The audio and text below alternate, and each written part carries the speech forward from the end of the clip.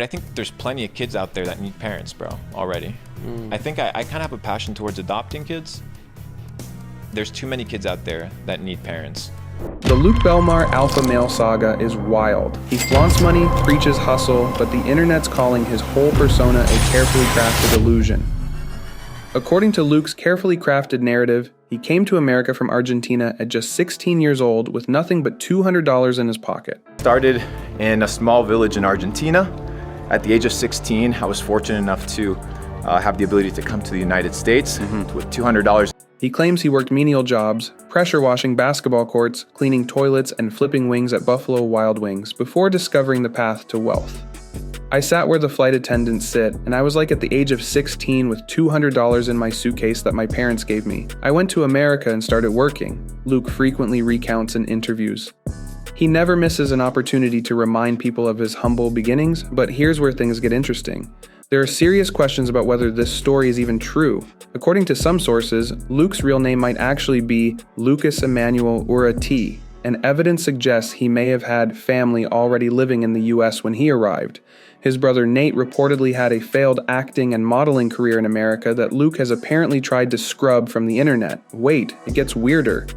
One source claims Luke offered money to remove an interview with his brother, and when refused, allegedly had social media accounts wiped from the internet.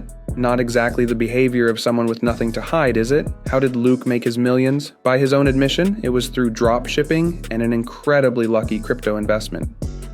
We started drop shipping probably about 6 to 7 months after I got exposed to the markets. We did extremely well 2019 to 2020. Made a couple $1 million, and then rolled over my entire net worth, every single penny of my net worth into crypto in 2020, Luke explains. Translation, he invested everything in crypto right before the massive bull run of 2020 to 2021. It's basically like winning the lottery and then selling a course on how to win the lottery guaranteed.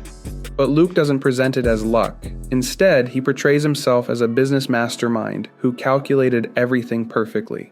This is a guy who claims his hourly rate is $2,500 to $20,000 depending on the day, who talks about $1 million deals as light work and says if a deal isn't worth at least $10 million, don't bring it to me. The plot thickens. Luke's estimated net worth varies wildly in reports, from $10 million to $240 million. That's an absurdly wide range that essentially means we have no idea. And when asked why there's no information about his wealth online, he offers this bizarre explanation. You're not going to find anything, and the reason you're not going to find anything is because I've learned a lot about how Asians move, whatever that means. Perhaps nothing encapsulates Luke Belmar's persona better than his obsession with Andrew and Tristan Tate. In fact, his entire shtick seems to be Tate brother number 3. The most notorious example, the now viral Johnny Walker story. Luke bragged about studying Tristan Tate to learn his favorite whiskey. Every guy that I want to get into the room with, I know as much as I can about them. Example, Tristan pulled up a video, his favorite whiskey, Johnny Walker. What do I do at duty free? Johnny Walker. That night, sipping the Johnny Walker in the war room by myself with him, chilling. Why? I studied, bro. It somehow gets even more awkward. Luke apparently once brought his brother to meet Tristan, and his brother proceeded to take off his shirt and do splits in front of everyone. As described, "Yo, Tristan, come on, we need some Fitness Friday on this." "No, we do have that now. I can do splits, bro." 6 months? You do splits? Holy shit, dude. Even Tristan Tate himself seemed uncomfortable with the level of hero worship. That's saying something. If you listen to Luke speak for more than 5 minutes, you'll notice he loves positioning himself as a deep thinker. But what comes out is often meaningless word salad dressed up as profound insight. Here's Luke explaining the connection between rivers and money. You look at money, you look at a bank, right? What is a bank? What is also a bank? A river bank, right? And what does the river bank do? It controls the flow. The flow of what? The flow of the current, the currency, right? So money moves like water. The absurdity doesn't stop there. He even claims Leonardo da Vinci as one of his mentors. One that is no longer alive, Leonardo da Vinci. I study da Vinci a lot.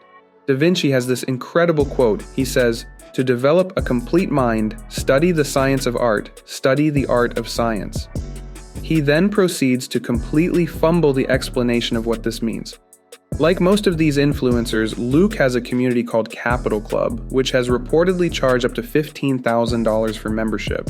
Recently, the price has apparently dropped to $369 per year, suggesting he's trying to compete with other gurus for a wider audience.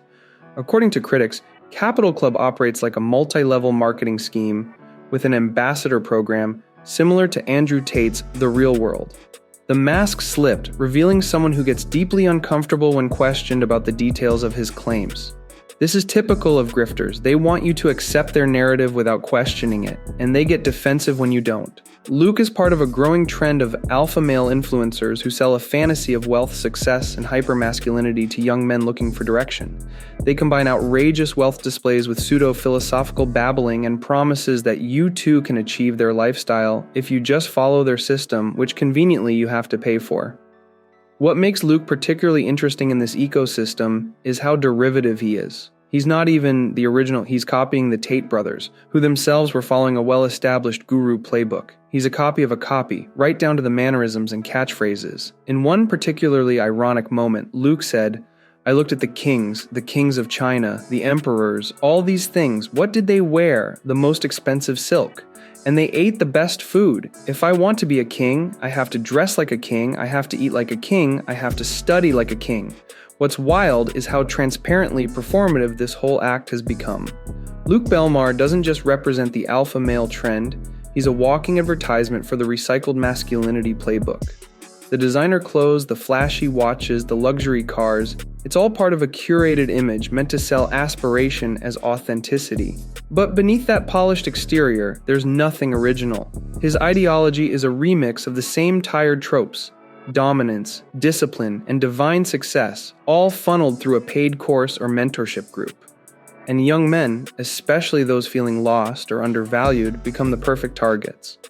Luke's rhetoric about being a king isn't about building self-worth, it's about creating a consumer funnel. He's not helping people grow, he's helping them buy into a fantasy. And when you strip away the silk shirts and king talk, what you're left with is a product, not a person. That's the scariest part of the so-called alpha male movement.